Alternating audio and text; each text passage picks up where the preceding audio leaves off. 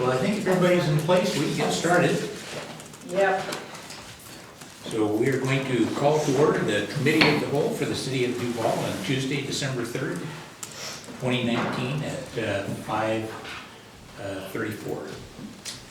Just two items tonight. One's downtown parking, and our key item we're talking about tonight is continuing our discussions on the mid-buy review. And for our citizens that are listening, it really is, we have a two-year budget, and at the midpoint, we get together just to simply review it, make sure that our revenues are within what we forecast and our expenditures are in line, and move forward from there. The parking thing I put on here, and I just want to say up front, is just about trying to find the way to add parking downtown. We don't have a lot of options for anyone who's been downtown. And I think there's a piece of property for sale now for over $1 million, that car wash property. But there just isn't much property. So anyway, I wanted to just say up front, I attend Redemption Church, and so this related to that. They did not ask me to come talk to council, by the way. And the city's working through all of our policies and rules, and the church is trying to work through that as well. The reason this caught my eye is that for those of you that know the property, and I'll send around a copy of the, thank you, Laura, for providing this.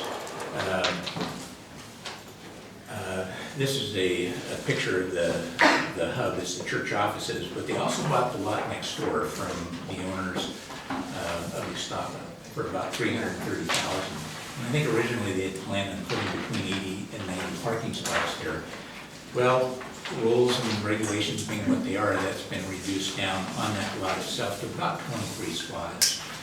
And so, for me, the reason it was, I even wanted to bring it up, I talked to Jennifer about some things that frustrate me in life. And this was one of those that I get the rules and regulations and trying to make sure that the buffers are all intact. It's just tough with an open gravel lot, and when you talk to our business owners and folks downtown, one of the very top things they bring up is parking. We need to do something and add more parking. I sent out last night just a list of different things. They had talked to the farmer's market who thought that lot was just ideal, but when they heard it was reduced to about 23 spots, they said that's just not enough for the farmer's market. I don't know anything can be done. I think it was just an opportunity that I saw to at least have a discussion on it. If there's ability to try to get more parking downtown, it may be there isn't. My entire goal, and I'll send this around as well. This is that kind of list of things. They talked to Metro for saying they'd be happy to use it for a park and ride lot. And Metro thought it was ideal being off the highway as well and good access. So anyway, I think it's really for the future to talk about this, not tonight. Tonight we have a lot of other very important things on the agenda. I just simply wanted to bring it up and have an opportunity to mention it to staff. I've been real proud of our staff. They're working through all the policies and regulations we've set in place and following those. But it's always frustrating when you know at the end of the day there'll be 23 spots and there's still a lot of gravel lot just sitting there. And again, maybe nothing that can be done, but my request, Laura, would just simply for us to be able to talk about this in the future, take a look at it. We may come back and say there's nothing we can do, but if there's opportunities to add more parking downtown, I just didn't want this to go by and realize that we had an opportunity to get free parking. Somebody else was building it and paying for it and opening it up for a lot of these different things. And that was it. So this was just simply an introduction. So we can't ask questions. Oh, no, no, feel free. I wanted to be as efficient as I could, simply because we have other important things on the agenda. I only have one question. For staff, just in regards, is there anything we would want to think about that's hindering the development of extra parking, or what is causing the reduction? Thank you. So, for the record, Laura Thomas, City Development Planning Department. What hinders the site is really is critical areas and buffers. This is actually an active project. It was submitted under our old regulations, and so this was under our previous sensitive areas. So under today's policies, they would be allowed even less additional parking and space. There's not a lot of policy that gives us flexibility to encroach into the buffers and wetlands, especially under either code, that the existing one that they're under, which was our previous code, or the new one. So we had a conversation with the church early on that said if you really want to put in parking, then you should really apply for an application before our policy changes. And they did do that, and so they are very limited. They'll be able to get an additional, 23 spaces. There's some additional spaces that they're not utilizing here, so there's a little more than that, but that side of the highway is really constrained. Darcy's Dinky Donuts is another example where they're under the previous regulations, and under today's regulations, they have to go through reasonable use. And reasonable use is a fairly high mark. And if it's residentially zoned, it's about 1 unit that you can get on there and be in the buffer and or the critical area. And for commercial lots, there's not a tremendous amount of case law, but basically it's a pretty small approach to development.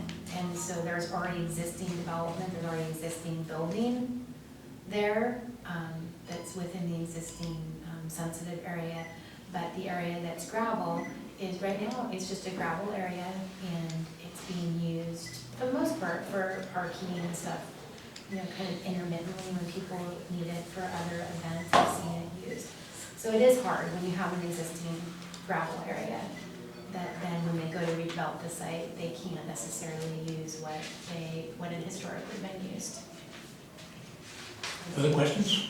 Yes, Ian? Kind of I'm not jumping subjects here, but something like with the storage facility that made me think of this current situation with the potential of parking is that understanding at what point council is called in to make a decision, or at what point that's just left with the director to make in terms of giving exceptions. And then anytime we make an exception, just understanding what kind of precedent that sets for other properties.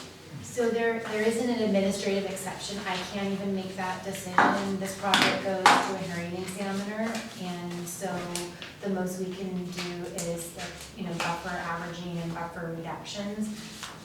We have to do a policy change to the sensitive area policy. Changes. Anyone else? Well, Laura, thanks. I think, like I say, a future discussion, if we can come back and understand, maybe there's nothing we can do. I think you nailed it. It's just hard when you see a huge gravel lot and maybe half of it can be used for parking. And it's such a big thing for our downtown core, especially businesses, that it's just a challenge. I didn't run around to do the good of the order. I want to go back and do that. We had talked earlier about some of the dates that are coming up, so we have a special meeting. You want to talk about those a little bit? Sure. So we have a special meeting next Tuesday down at the Visitor Center. Don't look at me. And then we have one more meeting for the year on December 17th here. It's one of our regular meetings. And then we get a couple weeks off for the holidays, and then we're back here on January 7th for our regularly scheduled programming. And what time do we start next Tuesday? It's a special cow and council, so we start at 5:30 in the Visitor Center.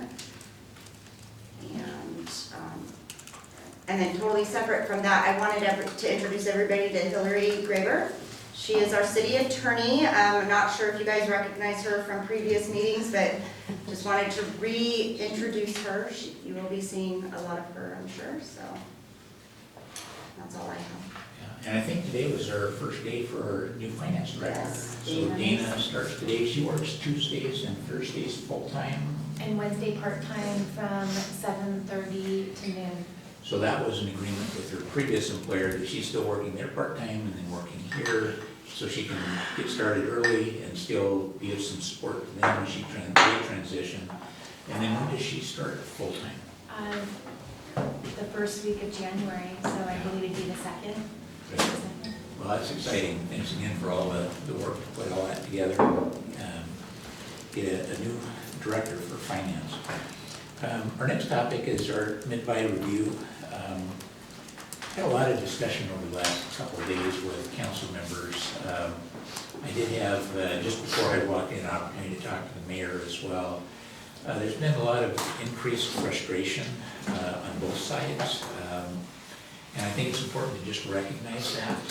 A lot of that comes back to, I think, an issue we've been dealing with this last year, and that's not having a finance director, being understaffed. For council, the frustration of not receiving regular reports to allow us to help monitor the budget. And I think that builds some distrust as well.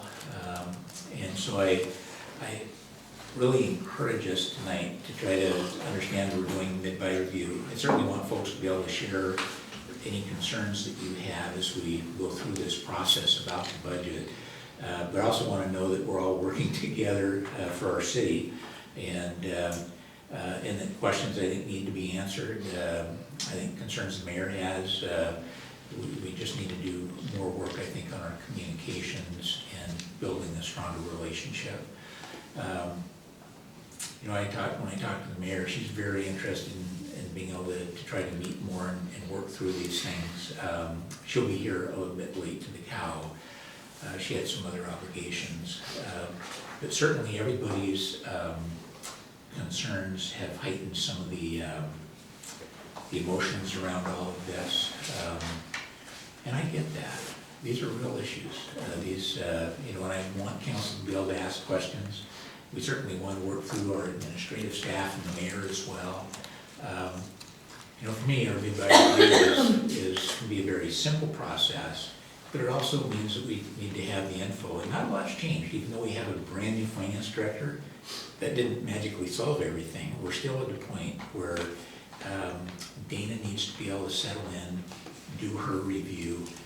Much of the concern I've heard has to do with positions, adding positions, whether that's a city administrator we've talked about, whether that's taking a position in finance from part-time to full-time, or a new position in public works that would help certainly with a lot of the maintenance for parks and so on.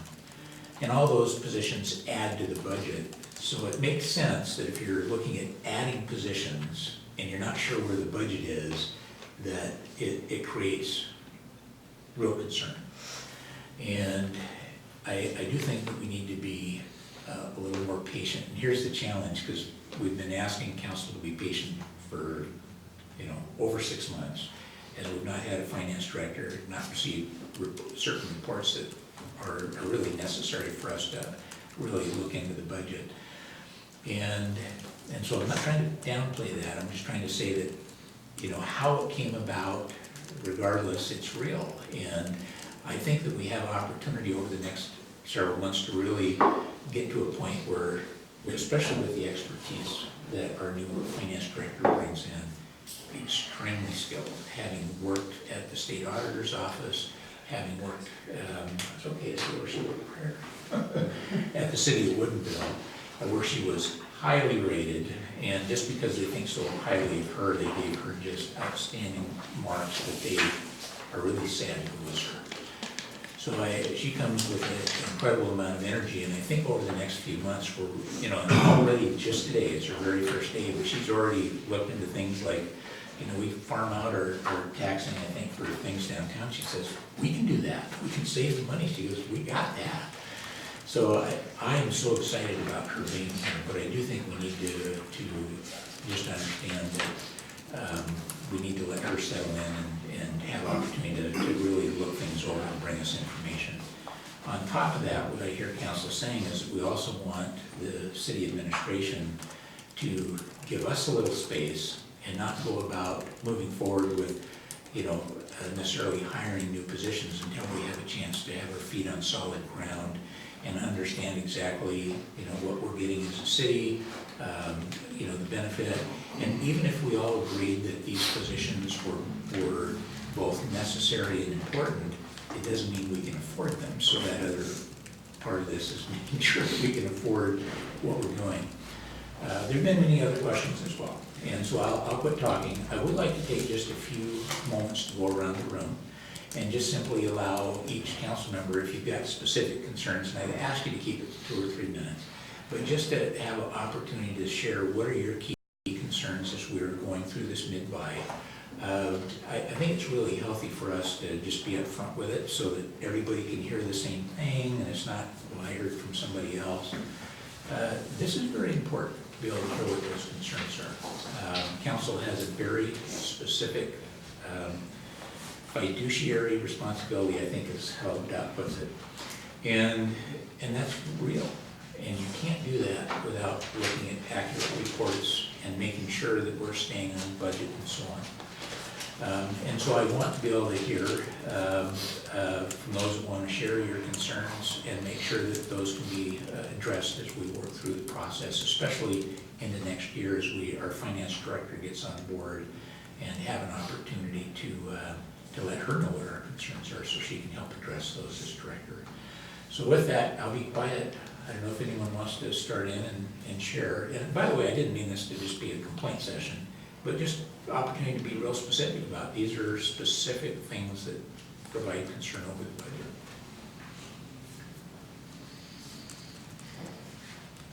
You can start. Hi, Mayor. So I just introduced the topic of the budget, and I have told you and I have talked, and that we see issues with communication and openness and things. And I have asked us to go around and just allow council members, if you have specific concerns about things, since we're talking about mid-buy, just to share those openly with everybody so that we can understand what those are. And I certainly want to give you opportunity as well, because there's been a lot going on here. You don't need to do that tonight, but certainly I just wanted to make sure that all of us are communicating openly with each other as well. So with that, and don't feel obligated, you're not obligated to share that, but I just at least wanted to provide the opportunity before we go more into the topic of the mid-buy.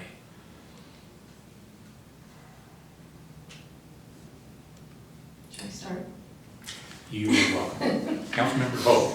Okay, after our last meeting, I started looking at some reports that I got from staff that analyzed basically they analyzed our, I just got off memory, 2015, 2016, 2017, 2018, and 2019's revenue and expenses. And so that's kind of what I brought up at the last meeting, my concerns about our revenue staying like this and our expenses going like this. And as I started analyzing it, I started looking at salaries and benefits. And our salaries and benefits were, in 2018 and 2019, they went up over $300,000 from 2017, 2016. And I've got all these graphs that I was given. And those are actual expenses. So when I look at that, I don't see that we're sustainable through 2020, 2021. We're gonna hit a roadblock. I don't know, it's not sustainable at that. And so I don't really feel like we have the ability to add city administrators and do all this other stuff that's been asked. And I'm looking at our revenues, I don't think that they're gonna be on pace either. I think they will be down somewhat. So, but this is just kind of an overview that I did. I'm just very concerned about the sustainability of that budget. Well, thank you for that. I think that's what Mike Bailey talked about as part of the mid-buy review is, are your revenues where they were projected, and are your expenditures, were there anything extra that came in that throws that off? So I think that makes sense, and I appreciate you being very specific. Certainly salaries and benefits are part of our overall, big part of our overall budget, and how important that we monitor those. And I think that'll be a key part for, especially as our new finance director settles in, for us to be able to look at. And it deals with a lot of other things, contracts and many other things. But certainly we want to make sure our employees are, have a fair salary and benefit package, and that we take care of them. But it also needs to be in balance with revenues as well. So I understand that. Others? So, go ahead. Councilmember Iyer. I think, I had some,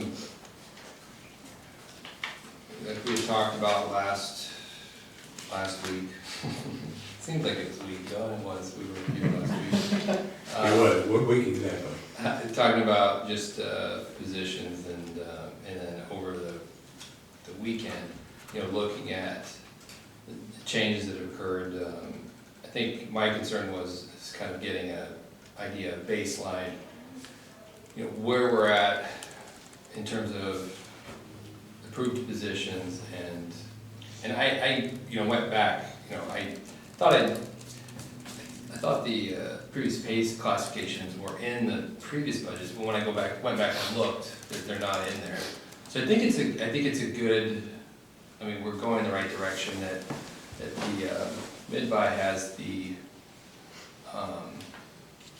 tables in here, kind of with the understanding of like, this is what we have, like this is what's in the budget now.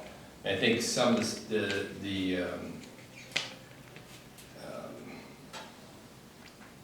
some of the changes that have occurred over the last year, like as you indicated, it's not the merit of the changes that I'm concerned about, it's just mostly just the process of getting there. And so, but I think maybe that's, that could be somewhat rectified by having this type of stuff included in the mid-buy, and then going forward in the budgets where you have the FTE counts and the specific positions listed, so you have a, this is what you're talking about here, going forward. I think that's kind of my understanding of a norm. And I think that's give good guideposts to both council and to administration about what we're dealing with. I think it does. There are some positions, but on this pay scale, there are some positions that I think, it's the question of what's like, and I haven't delved too far into the org chart, and I don't get too involved in, day-to-day operations, but so I'm not super familiar with the hierarchy of each group. But like, and I'm not just, this is what I can see, it looks like on the org chart, like the planning manager, and that's still existing on the pay scale, and it's still there, but it doesn't look like it's there right now. It's not budgeted. Yeah, well, I think those are the type of things where it's helpful to, I think it's a good guidepost that it's not budgeted, then it should take it off take it out of there. Yeah. And I think that as a guidepost of like, this is what's funded, this is what's here, these are the positions that are here. It's not, this is the list that you would go off of, and to say, and I'd seen it, I think I've seen other budgets that have, the pay classifications with the FTEs, specifying like, these are the pay classes there are, this is how many there are, this is what we have. And that would be kind of the benchmark. So Matt, would you say a lot, because I heard you mention about process, and this may be something that Hillary can help us with over time. The mayor's talked about in the future doing a salary study. It's kind of a bigger overall picture of how we're doing, how do we compare to others. But I also hear you asking, questions about, the process, and some of that's in administrative purview, some of that's in council, and how some of these are established or set up. And I think our not knowing exactly, and some of it's gray area. I think I've talked to some folks today about that there's some gray area in here that policy may not be real clear. But I think that's a question that's come up before, and that we're probably not going to solve it tonight, but it certainly is something I think that we want to look at overall, because it's such a big part of the budget. Am I even close, because you had brought up a process for these changes and so on? Yeah, I think it's, I definitely I just want to be constructive try to think of a constructive way to, I don't know, voice my concerns and maybe potentially figure out a way to address them going forward. I mean, I think to some extent, what happened, last year, it is what it is. I mean, there's nothing I can do about it, or we could do about it anyway. So I think it's looking at going forward, using the budget as a tool to something that we can reference to and say, okay, this is what's budgeted, more specifically positions, titles, classifications, reclasses would be, if there's new reclasses that aren't on the budget that's new, that would be new, even if it's a reclass of an existing position. Do you think if directors bring that up during the budget process, to say, here's kind of what I'm looking for in the future, and just to help council understand? Well, I think it goes back to what we kind of talked about during the budget process, that major reorgs, back in the beginning of this biennial budget process, that, that we should look to do, reorgs, and if it's a major reorg, you should look to do it in tandem with your budget, with your biennial budget, and that you figure out ways to make it work till you get to that point, or you do it at the mid-buy, so that so you could bring it forward as one kind of I think setup. for me personally, I need more education on it, exactly how all that works and fits into the budget process, and so maybe that's something that the mayor, Hillary, others can help us to gain more understanding in it and how that fits in. Dot, are you ready? It looked like you were sure. ready. Sure, I'm ready. Okay. I'll start with a statement that I really feel I have to make, which is that if an auditor came to me today, and I said this to you this morning, if an auditor came to me today and asked me if I was in a position to say that the information I have and the processes in place were sufficient for me to fully exercise my fiduciary duty, I would have to say no. Now, I think certainly there's some things that fall into the fact that we have vacancies in the finance department. But there are other things that simply are not happening. And some of those are very clear in the budget notes. And the way I understood the 2019-2020 process, and I was here for the mayor's budget address in the fall of 2018, and as I understood it, what council was looking for was to be extremely careful and prudent about how money was spent. That it wasn't to be some, wide open process. And I'll give you a specific example. Item number 21 in the budget notes. There was a request for a park maintenance position. And it says that doing that is subject to a workload analysis and additional data collection efforts in 2019 to be reviewed and discussed by mayor and city council mid-biennium, at which time a decision will be made whether to proceed with hiring. Okay? So here we are. We're going to be in the January 1, 2020 biennium, and that step hasn't been taken.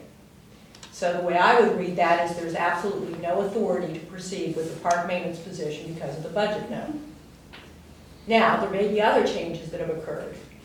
What I've observed is that incremental decisions have been made, and those decisions are now embedded in the expenditures in the 2019 budget, and we have no way to track those individual changes. I specifically asked for that in a November 20 discussion in the Finance and Administration Committee, and I was told we will not get that.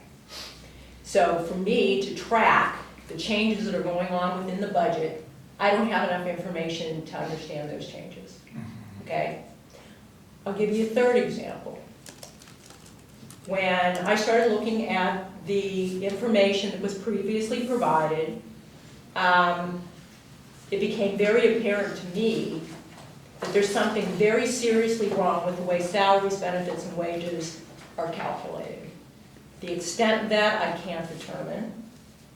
I do know that throughout the budget committee process, there was a constant need to go back, reevaluate expenditures, make further adjusting entries and reconciliations.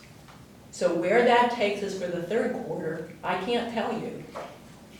The fourth example, we go to finance committee meetings and we're handed material at the meeting, okay?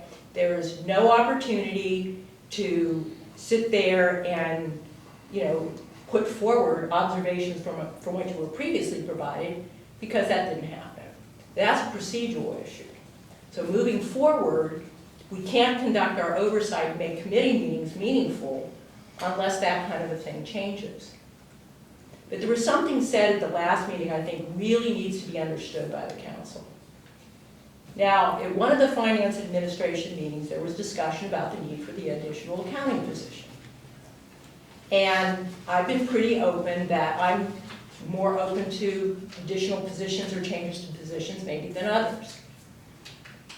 What happened in that meeting was a discussion about what to do with that accounting position. And the guidance that the council members at that meeting gave was to have some information come back to us so we could really take a look at that. Now that never happened. So what could have happened was council members could have been brought along on the specific elements that would be in that position. But it didn't happen. And so what evolved at the last COW meeting, or council, I guess it was technically a COW meeting, was a sort of a, here it is, take it or leave it. That is not a constructive way to work with council. Certainly not in finance, and absolutely not when you don't have budget reports. So I'll just again say, if somebody asked me if I had the tools in place to provide my fiduciary oversight, I could not say yes.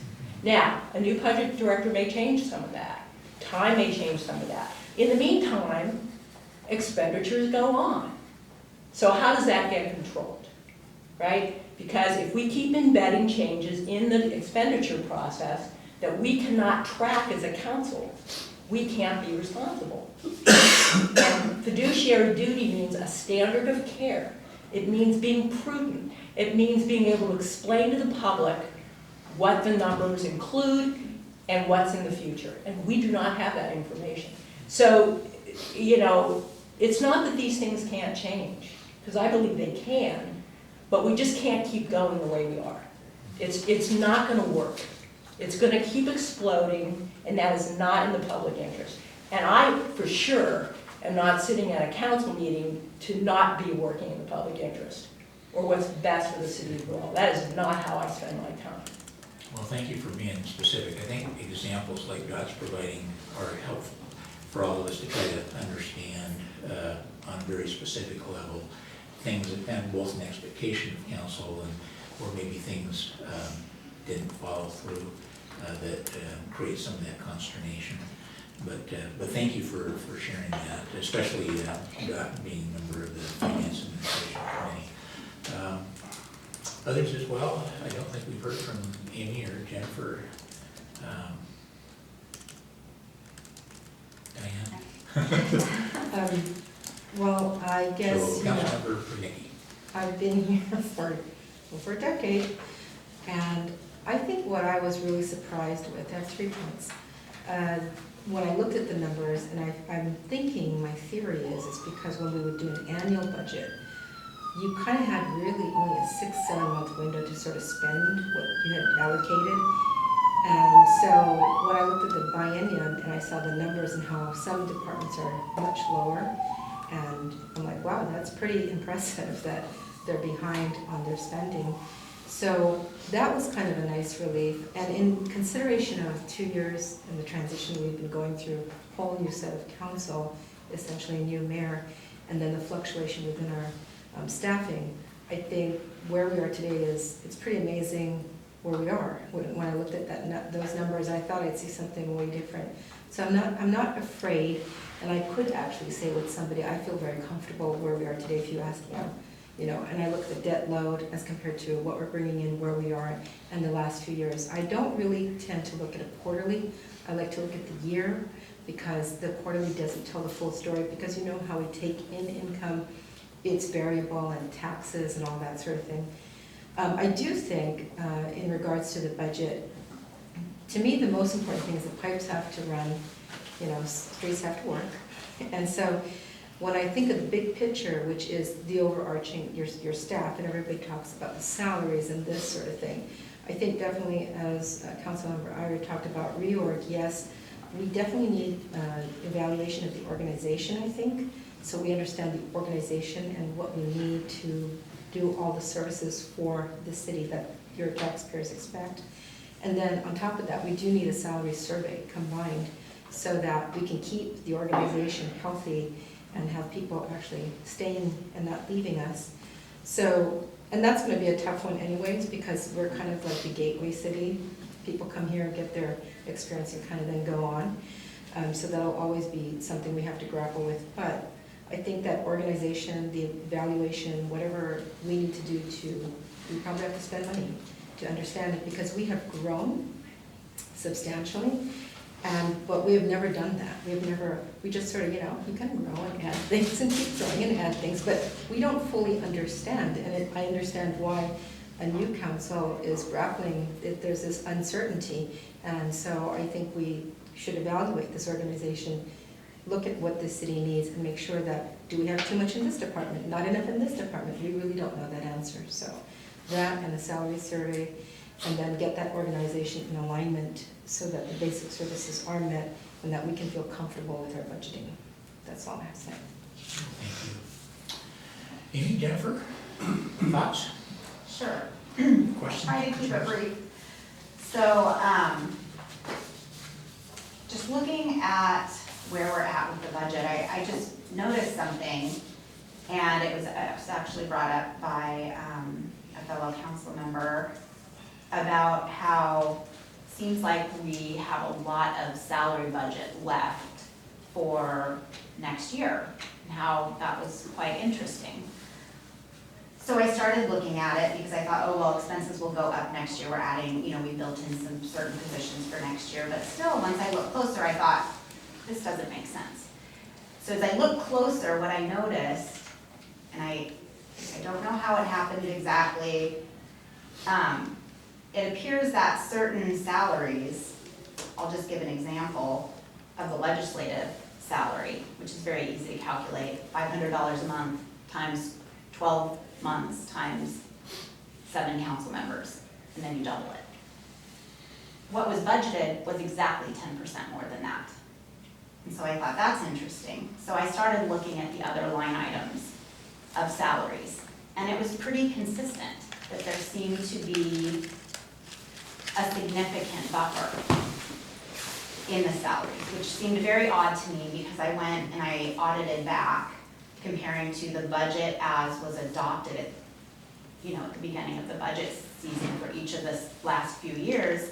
And I saw that the amount budgeted comes very close, shockingly close to the amount that actually gets spent, surprisingly.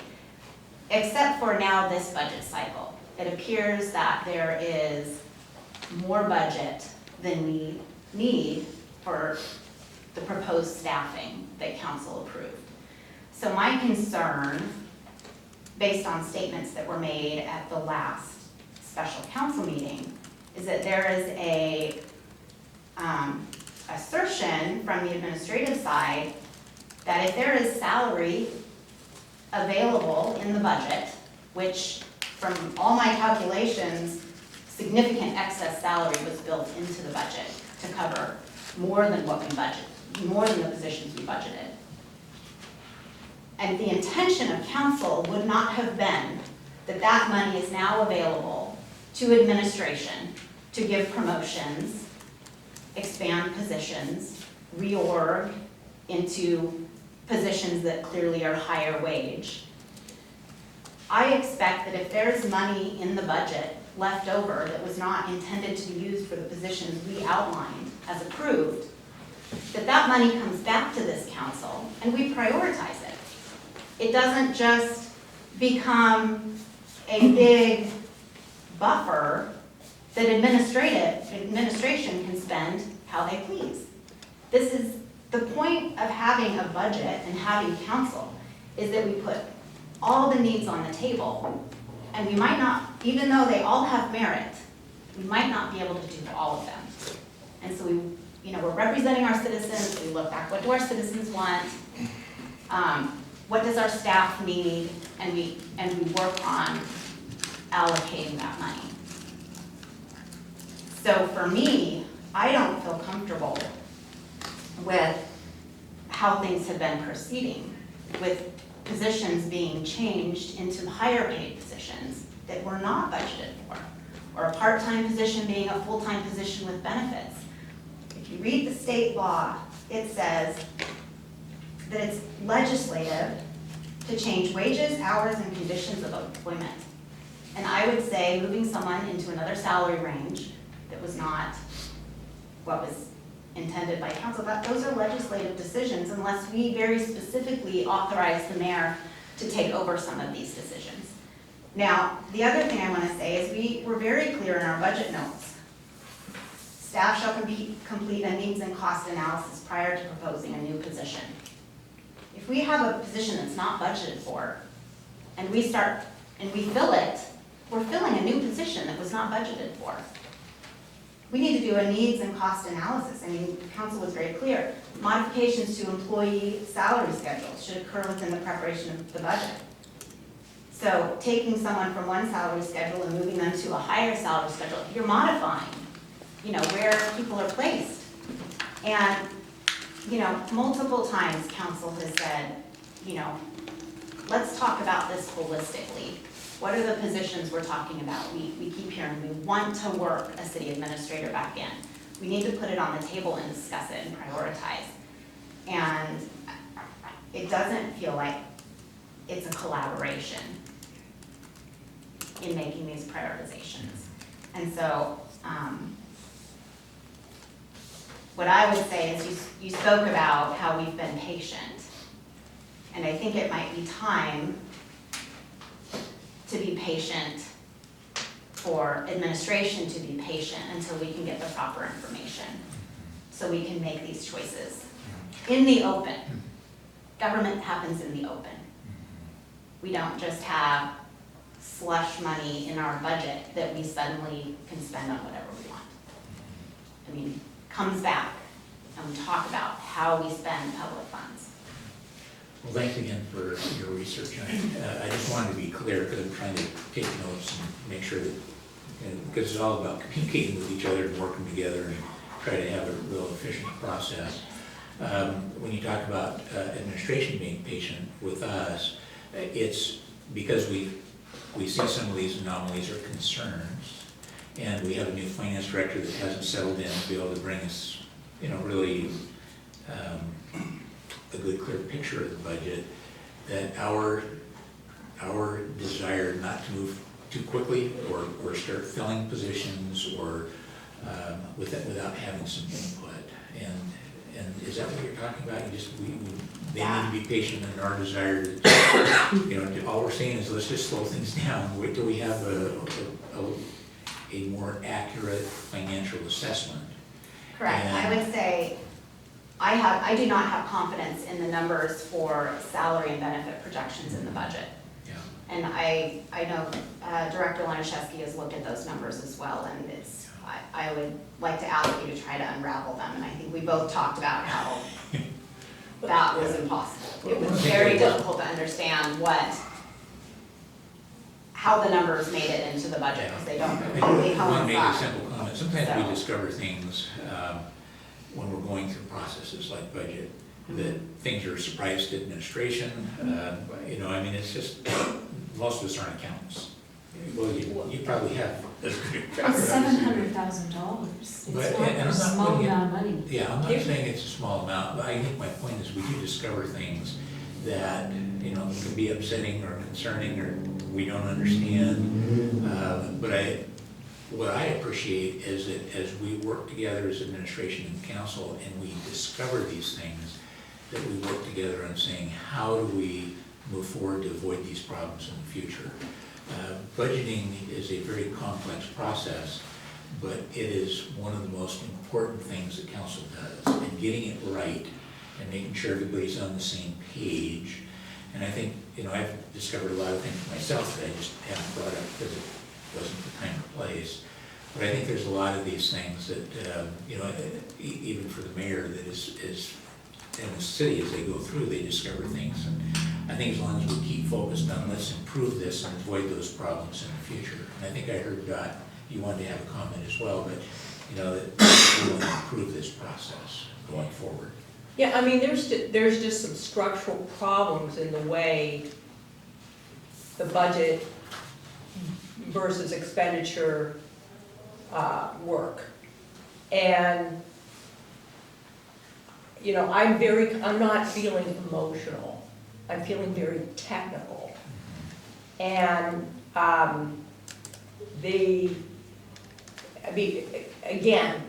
a $700,000 variance in salaries, wages, and benefits in the general fund is not a small thing.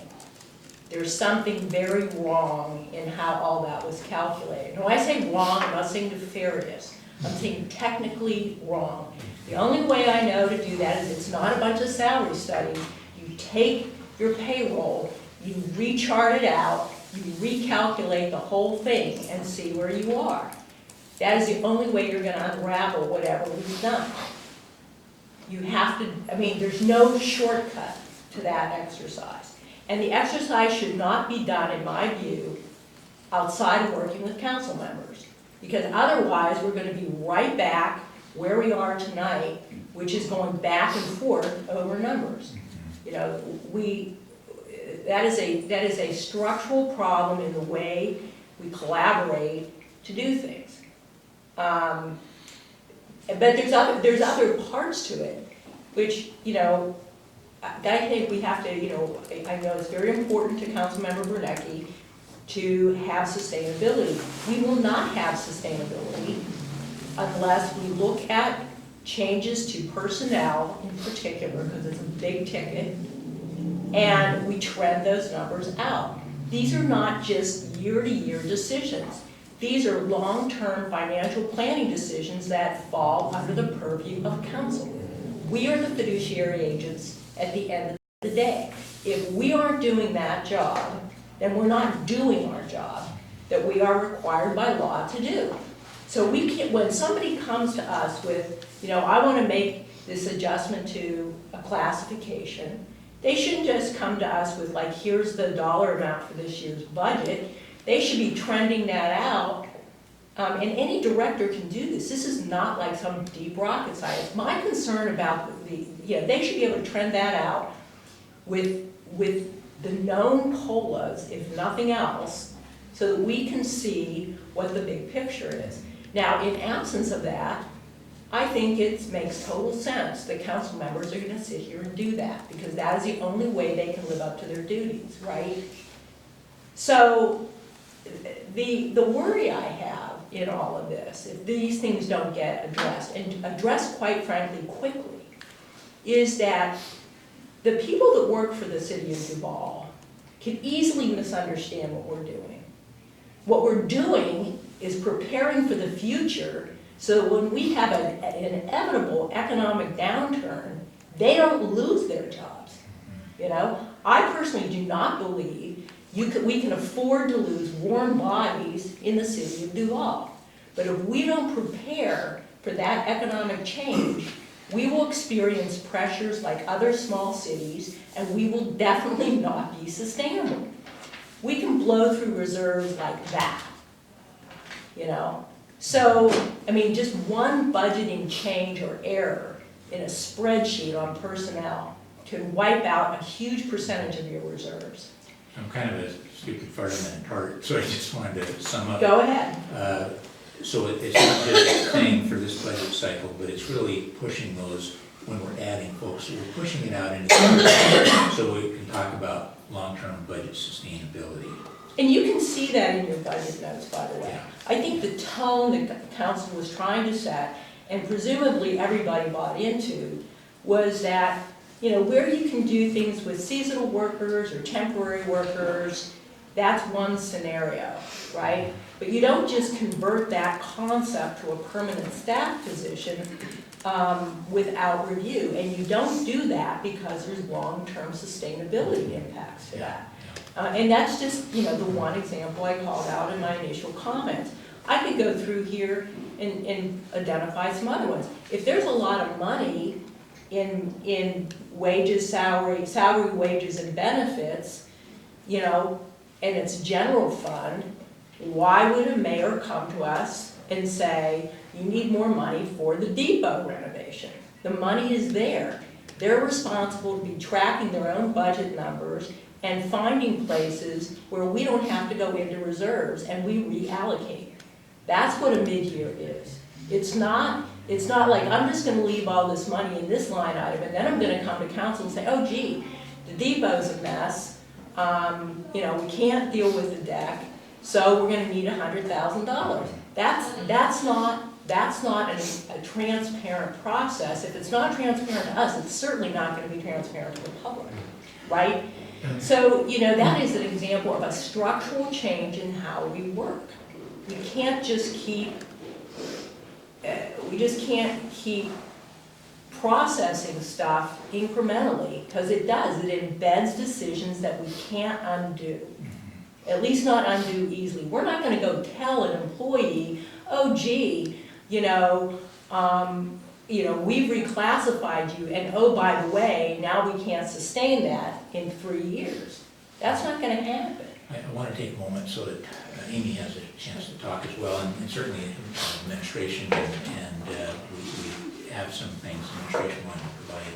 I did want to say I really appreciate you bringing up, because anytime you talk about salaries as a council and union positions, and people get all nervous. Right. But this really is, and I think you made the point really well, we want to make sure it's sustainable to protect those positions That's into exactly the future, right. because they're the ones that do the work. They're the ones, all the stuff that we Exactly right. like to get done, somebody is out on the front line doing the work. We want to protect those positions, to make sure that we have the budget, not just this year, not this budget cycle, but into the future, so we can continue to provide those best we can. Amy, I don't mean to put you on the No, that's spot, but okay. so I want to give you Mine's pretty quick. opportunity. Everyone said a lot, and I share a lot of those concerns, and I just want to thank everyone for taking that time to, put that forward. So I won't rehash any of that, but, so one specific thing from the last meeting, it was kind of mentioned, the possibility of advertising a position even before we went through the budget, and so I just I've been thinking about that a lot, and I don't know that approach, while in some, places could be necessary, I feel like that approach isn't conducive to a genuine collaboration, and I think it could set up a lot of tension that doesn't need to be there. So that's one really specific thing, because I think that's what you asked too, right? Is not advertising positions unless we've actually. Thank you. One of the things I think, I'm glad the mayor's here. I think at the last meeting, several of us recognized Laura Thomas and Stephen Leshefsky for the outstanding work they did. But I had an opportunity to sit with the mayor and the administration, and I really wanted to recognize the mayor as well. She was very specific that I'm appointing Laura and Steve. We're giving them the mid-buy. We've lost staff, additional staff in finance, and I thought your direction to do that was spot on and provided really a good result. So I wanted to make sure we didn't just recognize the hard work that Laura and Steve put in, but also the direction that you provided. As well as the fact that we've been through two fairly lengthy processes for hiring a finance director, and I know there was some controversy about using Prothman, but at the end of the day, you provided that leadership and led us to what I think is just an outstanding finance director. So sometimes we, in the midst of all this process, neglect to recognize a lot of the good work that you do as well. So I apologize that we don't always recognize that. I don't know if this is the right time for you, Mayor. I'd be happy to address some of the things that have been said. Yeah. I didn't want to set it up so, it's kind of a back and forth. I try to keep it on, focusing on what we're trying to do, and that's mid-buy. These were very specific concerns, and my hope is that between yourself, administrative staff, and Dana, that we'll be able to work through these. Some of these were very specific. Some of them just need explanations. Some of them need structural changes potentially. And I didn't want to try to resolve those in the next half hour because I wanted to give Laura and staff time as well on the mid-buy. But I do want you to have an opportunity. I know this is a tough time for you too. There's a lot going on. We don't always do things perfect as council, and I know you've shared openly concern that, some of these things are happening behind the scenes instead of people going to you directly, and I know that that's a real heaviness and a challenge for you as And for the staff mayor. as well. So, for that, I recognize, we've had training and worked hard to make sure that there wasn't anything hidden, that we were upfront and above board, that we go to people and talk, and sometimes we do things behind the scenes as council members that make it more challenging for you, and I just want to recognize that. But I think that you can also hear the sincerity of council members about their concerns. My hope is that rather than get into a fight on who did what or said what, that we continue to work together on behalf of our citizens to really have the strongest finances that we can. So with that, and again, I try to ask folks to try to keep it down because we still have a real need for, I think, Laura, you guys had some things to put in as well at mid-buy, or are we? It is the same information that we had last week, is what's in your package. We have a couple of slides, but we can also do that through public hearing on the agenda item. This is a good time for the mayor and council to have Okay. discussions. All right, I just wanted to make sure I'm Definitely being defer fair. what council has said. Thank you.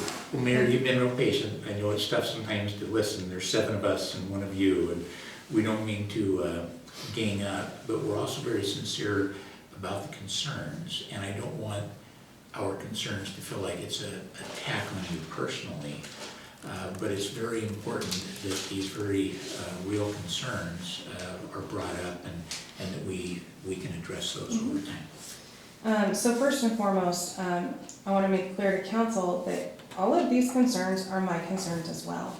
And I think that continues to get lost in the conversation, is that the ultimate responsibility actually lands on my shoulders and the director's shoulders for the sustainability of our budget and our employees. Regardless of what council chooses to do within your policy, it is us that are required to implement it. If it goes right, if it goes wrong, it's all on our heads. Secondly, the conversation about the workload analysis and salary survey is a top priority of mine. However, we've been unable to do that with the lack of a finance department. I wanted it done, and without being able to get the finance department full, that has not been a possibility.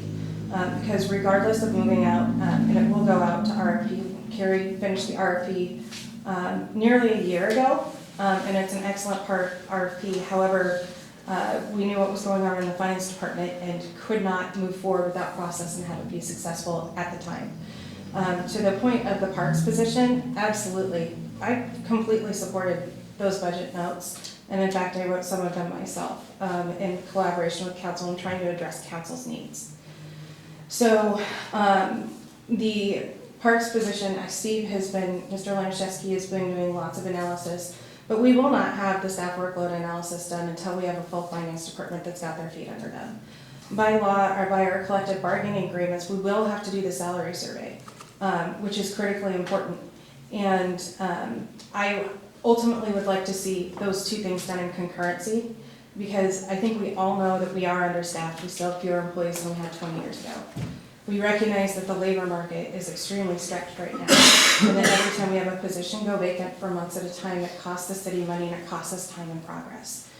I learned this afternoon at 1:30 that, to Councilmember Naplin's concern, that it appears that there's some sort of padding in the budget that not a single one of us was aware of on salaries. So to be clear, when we look at promotions or changing anything, we're looking at code, we're looking at collective bargaining agreements, management rights in those collective bargaining agreements, and then looking at what we budgeted for existing employees. So if we change a position, we're looking at the position that's changing and looking at the overall impact. We have not been able to get all of the information that we want for ourselves and for council. And as I stated last week, pretty much every disagreement or challenge that we have boils down to our financial numbers. My long-term goal is to get us to a point, a plan for resiliency and planning the services that our community is requiring, and if necessary, ask them for the resources to do it. But if we have revolving doors of employees, it's not gonna work, which is why the staff salary survey and the workload survey is so important. I will express personal frustration that I'm finding out about things that have been said by staff members that are no longer here, or by council members questioning what I've been doing without coming to me personally. I feel very strongly that I have had open doors. I've had hours or multiple hour-long conversations with people, and I want people to understand what's going on internally so that you have the best information to help make decisions. And I feel very strongly that that communication has been cut off, and a lot of what I've been hearing in the last week confirms that. And so I'm very disappointed and disheartened, and I would hope that that would change as I've been, honestly, access to spreadsheets that have been occurring to council just in the last weeks are things that this council, Duval City Council's never had access to. And so the feeling that happens when some of these discussions are had or these points are being made is if we're not doing our job and we're withholding. We don't have the people to do some of those things right now. We are trying as hard as we can to get those people in. Long-term salary and benefit trajectory is a problem and a challenge in every jurisdiction. That said, we have to keep the pipes running, we have statutory obligations, and we have to meet those. Once our finance director gets settled, and I have to tell you her first day, I am thoroughly impressed with how she's come in on day one. And we are extraordinarily lucky to have her here, and we're gonna need to do everything we can to keep her. She's the most qualified person I have ever seen in this position in my 10 years here. And I have no doubt, and I have full faith and confidence, she's gonna be able to look at a lot of this stuff and bring the information forward and have the discussions that our previous finance directors have not been able to have with us or with council. As council knows, transparency is a huge, huge deal to me. And so I expect open dialogue, I expect challenging one-on-one conversations, but I expect to be given the courtesy when these things come up, to talk to them about them before the meeting, to leave staff out of issues with how they're managing their staff and come to me, because I'm the one that manages them. If there's a concern, it shouldn't be council members going to the staff members on these things. And that's really important. I can't do my job managing the city if I'm not getting this communication from the body directly. And in a public meeting isn't always the best place to have it. And I know that all of the intentions are good, but it's become a pattern that is getting more and more, and I think a lot of the consternation that is occurring is because these conversations are happening with me. And I really, I do everything I can within my bandwidth to get the information we can get. We can't always get all the information when it's wanted. We will do our best. We don't want to withhold anything. Councilmember Naplin got spreadsheets that I haven't even seen before. Council has been informed in other processes about how we've identified challenges with our salary breakdowns, and that those need to be looked at and addressed. So these aren't new issues to us that we have all discussed at some level or another. And it has come off very negative and had an impact at City Hall. And so I'm asking for you to contact me directly with these issues and have the conversations and bring in the right staff so we can find out. We're still unpeeling the layers of all of the stuff that occurred when I was not mayor. And that takes time. And every day we find something new and we're trying to address it. But when we do find a problem, we are bringing it directly to council. If we find a major issue, we are bringing it to council. Routine administrative stuff, no. You know, if somebody files something in a place we don't want it, no, we're not bringing that to council. But particularly when it comes to things like finances, policy, all of those things, we are bringing to this group. And oftentimes, when I have an opportunity, we try and meet with people individually. Mike and I have worked to meet with people individually.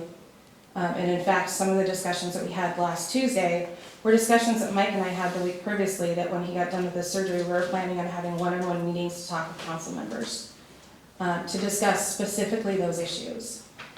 In particular, the accountant position and the potential of starting the process for recruiting a city administrator before we got to the part of getting a budget done when Dana got in and got settled. And keep in mind, I don't make any staffing decisions or legal changes without consulting our attorney first. And so what I'm hearing, while it's not the intention, is I'm hearing that I'm not following our procedures and our code when I am constantly double checking, and staff is double checking and doing site basis research to make sure we're doing things right. Will we make a mistake once in a while? Yep, so will you. But I'm doing my best to work for the city and for the community and have the extra job of supporting our employees. And a job that nobody else in the city has. And so I think all of you know how much I appreciate you personally, and that we do struggle on some of these policy issues, but much of this, much of the tension and disagreement surrounds finance and getting that department solidified and good information. And you know it's coming. It's going to take some more time. Our interim finance director, we all know that there were some challenges there. That was our only option at the time. Now we've got somebody good in and need to make sure we have another good support person come in for her. And I'm committed to making that happen, and it is a top priority for me. Because it's not just fiduciary responsibility and check and balance. I want people to really understand this all does fall on my shoulders. And so as these discussions happen, legally I'm the one with all the responsibility here on these things. And I think that, sometimes it's easy to look past that, but I take my role and my oaths very seriously. And I take taking care of our employees and doing things in a fiduciary responsible way very seriously. And in fact, there's a lot of things that the previous mayor did with fund balance, et cetera, that I would never do, nor would I ever ask council to do. And we already have been much more stringent in our spending over the last year and a half than previous administrations in key areas. Diane Councilmember Brodnicki can certainly attest to that. We're not having ribbon cuttings. We're focusing on internal. We're focused on right-setting the ship and setting the city up for the future. Much of that work is personnel related, which is not council's purview until there's a policy that comes forth. And there's a lot of work to be done. And that's what we are focusing on every single day. And right now, we are barely limping along. And we all know that. And so getting angry over some of these things that we've all acknowledged and we've all discussed and we all recognize as shared priorities doesn't serve us as a team well. It doesn't serve our staff well, and it doesn't serve the community well. So I'm asking and pleading for, as these issues come up, please contact me directly, because I can't help and I can't find out what's going on if I don't know what's going on. And it is my legal and fiduciary responsibility to know that these things are going on. And again, I appreciate every one of you and what your intentions are, and everyone is very good intentioned. And I absolutely appreciate every single one of you personally. Mayor, thank you. I know it's been a tough week. A lot of these things can feel very personal. You are mayor and you are responsible for managing the city. But I hope that we have that teamwork. And I have lived that in the fire service, and it would just means the world. When there's a lot of things going on that you can't have control over, and you've got people around you that are right there to help. And I hope that we can be that as well as council. You know, we certainly have our own responsibilities and liabilities as well. But I think, you know, I still hear the communication issues. I kind of boil some of this down to the key, because things are still in flux. And you, I think, did a good job last week talking about letting Dana settle in as finance director, giving her some time. But because she's still settling in, we don't have all that information. I think that you can appreciate tonight the concern people have about trying to move forward. No one said they're not important or necessary even, but just trying to make sure we have the bandwidth, the budget to be able to support those positions, not just this year, but in the future. I'm really confident in Dana. I don't want to put too much pressure on her first day, but I'm really confident that if she says, I really do need somebody full-time in here, that she can come and let us know what she's using him for, how they plan on paying for that, and so on. And that you'd find a very supportive council. I think on the city administrator position, we have all watched Laura, the chief, take on this entire role that none of us expected at the beginning of the budget process, and the pressure and challenges that they have trying to do their daily work, let alone all the rest of the things going on. And you know, I think the concern was that we try to move forward too quickly without knowing that we have a solid financial basis to support that position. I can understand it takes a long time and wanting getting the process started, but I also hear folks say, you know, we need a little bit of leeway there, a little bit of patience on your part as we wait to make sure we have a solid foundation before we move forward. I'm confident that on most of these items that we've brought up, that some of them are a surprise to you and staff as well, that we can work together on those. I think Dana will be a huge part as finance director, coming in and saying, look, you know, and we've talked about financial policies. And I think she'll be a big part of working with our finance administrative committee in helping develop those. And once those are set in place, Dot's often said we need to do a better job planning in the future. Absolutely. I'm not trying to be too positive, because there's a lot of work here, and there's still a lot of hurt and frustration and anger, both from you as well as from council members. And that just doesn't go away because we sat down and, you know, talked to each other. But I think it's a good start to be able to at least share what our frustrations are, what our hopes are, and try to collaboratively work together. I do think having meetings, more direct meetings with council will be helpful. I think that's why we were moving towards having more committees, because those committees get council a little bit closer to the work to understand processes and be able to give feedback. I think some of what we heard tonight is some of that's going very well, but also a frustration when council members on a committee ask for stuff that they don't receive.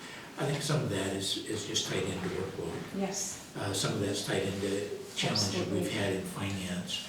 But a lot of stuff falls off the plate, and you know, if you're waiting for something and it just never shows up at your front door, you get pretty frustrated.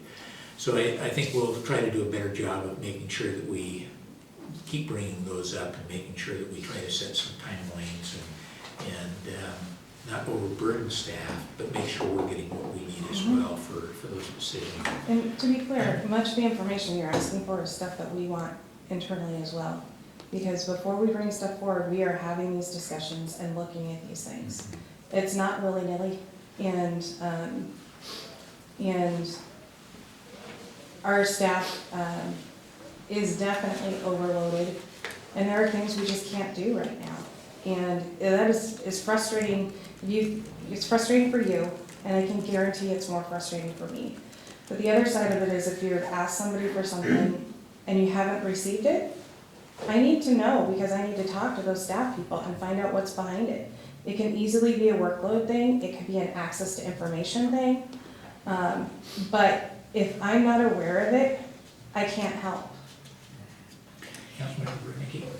Yeah, I was just gonna say that, you know, in the past, when I had to work with Will, in the past, if, one thing we did, if someone in the audience had a question or a concern and we were addressing a public meeting, I just got into the habit of, it would go to the mayor, and then he would look at staff, and he would redirect that and make an appointment with staff, and they would take care of it. That you know, it wouldn't be me taking care of that, it would be the staff and the mayor. And the same would apply, like, every time I have a question, I usually go to the mayor, and then she will say, you know, see Steve, or talk to Laura. And I think if you develop the habit of doing that channel of communication, it's a much better way, because we have a strong mayor system here, and she has the staff. So I think if we get used to committing ourselves to communicating that way, it's going to flow better, and I think we won't have that miscommunication. Because I have heard a lot of stuff, and I've been very quiet. I haven't called you, and I've just been waiting to see how everything kind of pans out. But really, if I go to the mayor first, and she always redirects me, or if she can answer it, then she'll answer it. But I certainly don't start with staff first, so I think that would help. And that actually is in the existing council procedures that council approved a few years back. I think it helps avoid the no surprises Yep. as well, which is pretty important. Well, what I'm confused about now is how do you expect committees to work? And so I would suggest that you come to all the finance and administration committee meetings, because the information that we're talking about right now has been discussed with our interim city manager present, the director of public works present, at some points, in some situations, Chief Hurd, ICM, present. We're not talking out of school here.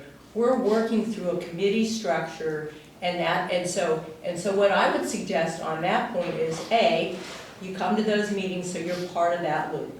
That would be helpful. The second thing is, I don't think,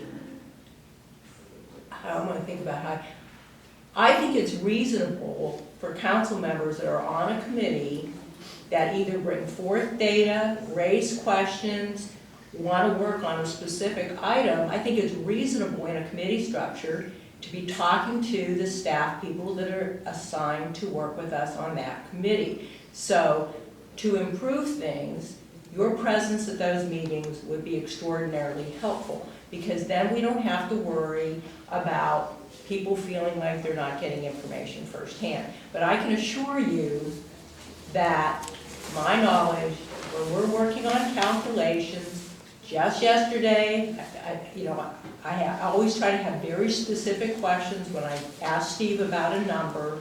I try to do that with Laura as well. I try to do my things in writing as much as possible so that they can be forwarded to you, or I can just CC you on that if that helps. That would be very helpful. But the thing is, right now, I don't want us to confuse doing salary surveys and stuff like that with a very immediate issue, which is unraveling what went in to the salary, wage, and benefit line item. It makes no sense that there would be over $700,000 additional dollars to spend in 2020.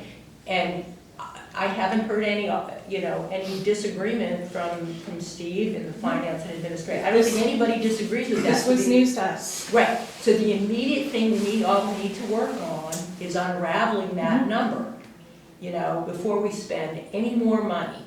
Because, I think it really is true. I mean, the public gave comment on a budget with certain assumptions. We have now learned that there's something wrong with a major assumption. It is incumbent on us to immediately work on those, unraveling that.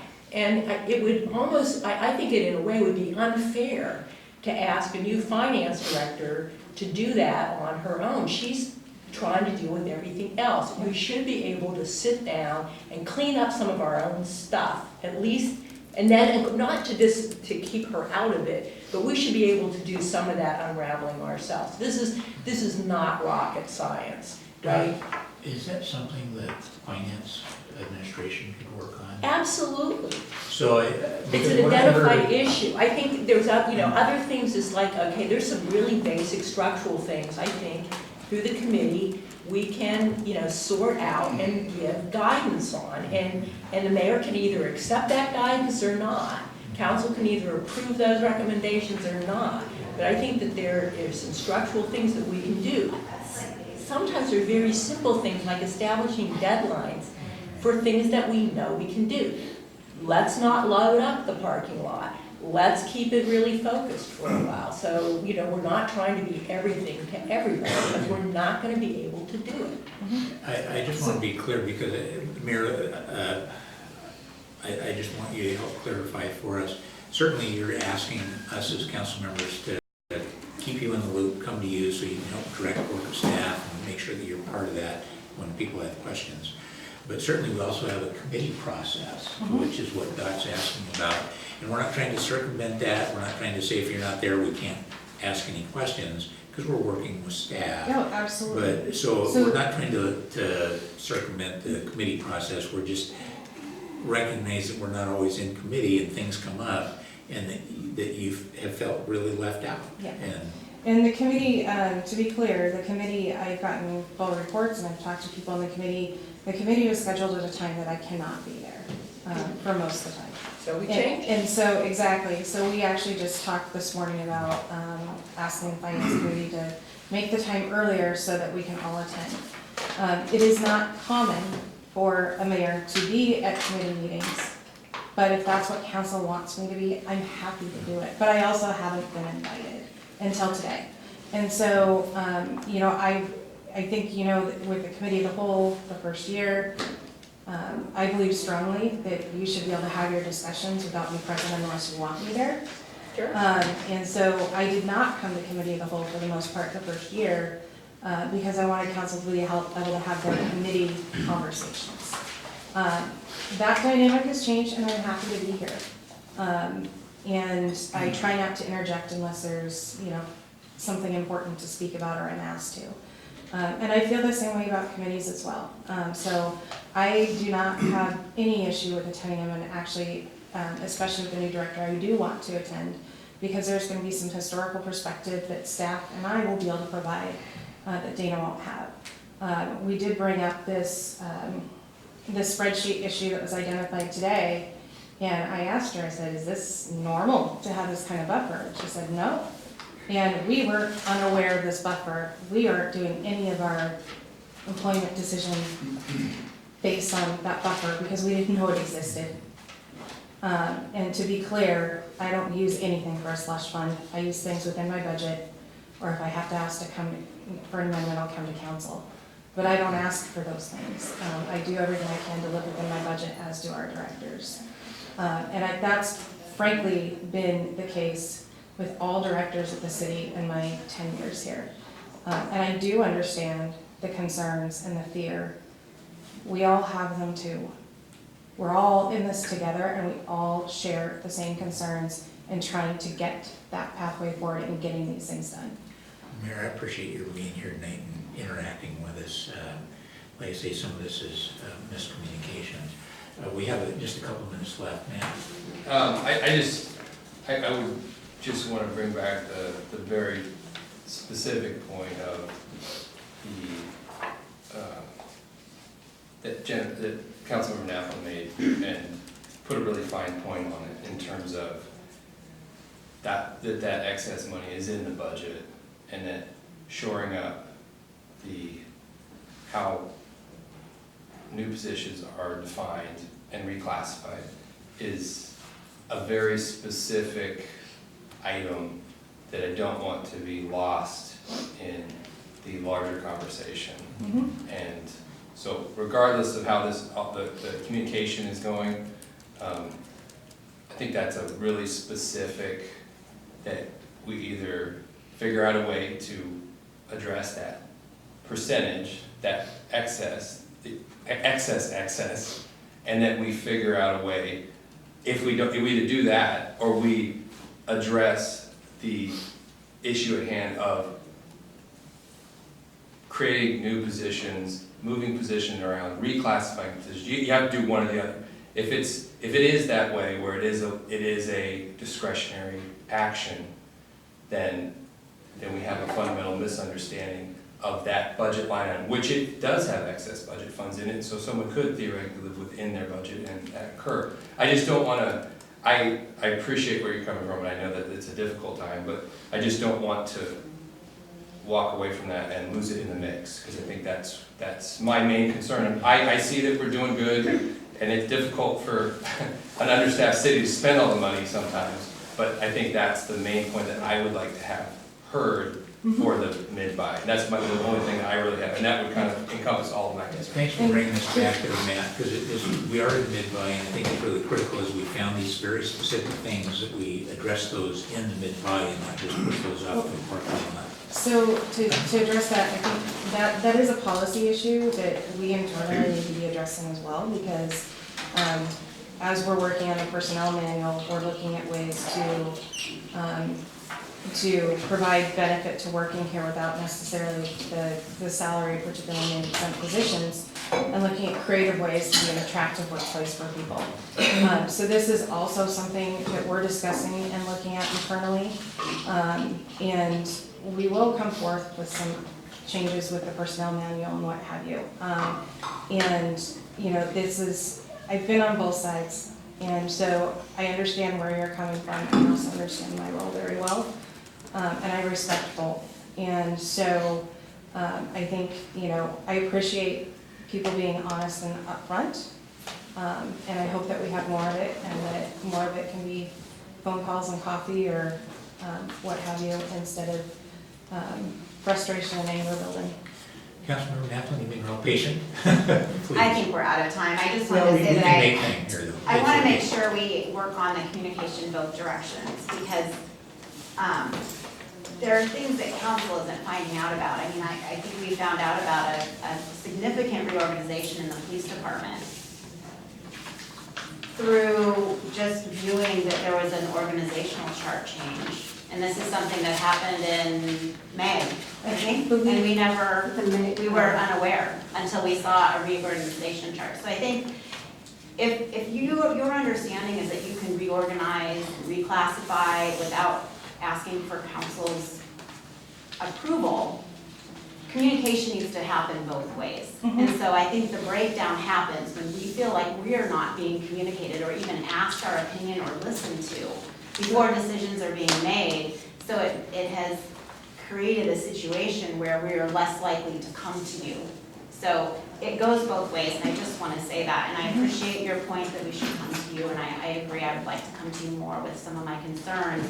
But there's been a breakdown both directions.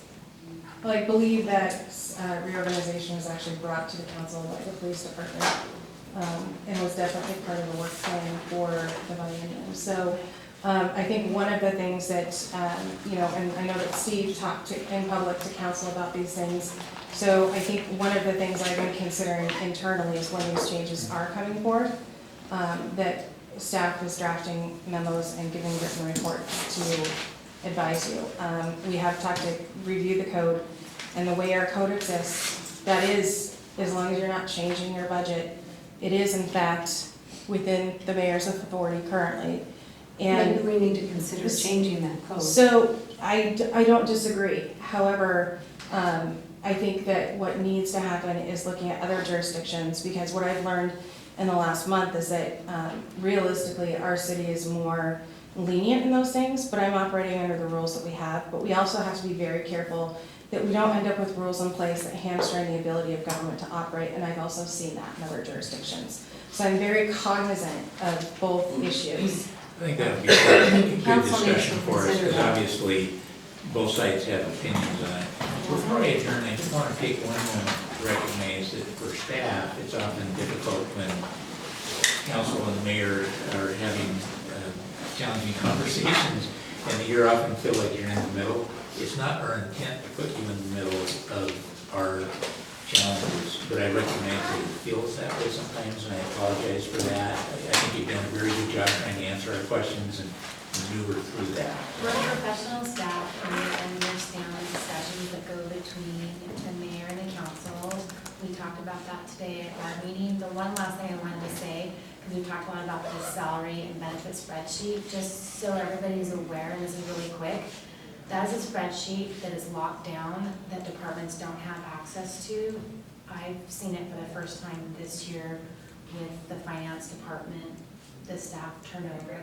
But in general, we get told what our numbers are going to be going forward, and so us getting a look at this spreadsheet, you know, has been good. Obviously, we want to participate in looking at that spreadsheet, but it is not a spreadsheet that has ever been driven outside of finance. And so I just wanted to say that because I don't know that Steve and I could lift that up ourselves. Yeah. It is not something within our skill set, so I just wanted you to know that. And Dana's already well aware that that's a big task that she'll be working. Well, our committee of the whole is adjourned.